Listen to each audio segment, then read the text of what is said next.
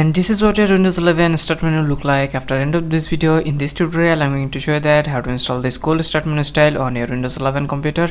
This start menu is also work on Windows 11 25s2. So let's dive into the video. This start menu is called Proma Start Menu style. In this tutorial I'm going to show you that how to install this start menu on your Windows 11 computer. First you have to download this software called Windhawk. Links are given in the description box. You have to download and install it.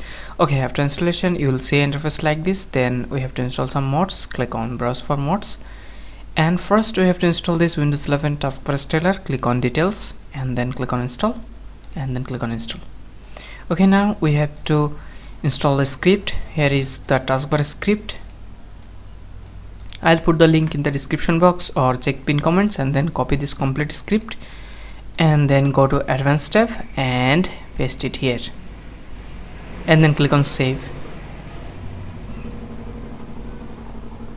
Okay, now we have to install another mods called Windows 11 taskbar height and icon size. Click on details and then click on install, and then click on install. Okay, now again we have to install the script.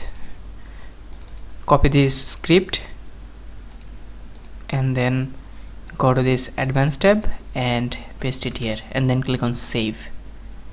Okay, now we have to install the start menu installer. Click on Windows 11 start menu installer mods, click on details and then install.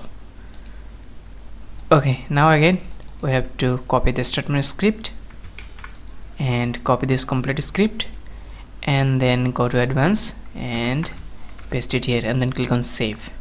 Okay, if you see any kind of error, you can just go to settings tab and turn on this disable new statement layout, and then click on save settings. And this is it. This is how you can transform your Windows 11 start menu style and give your Windows 11 start menu a new look.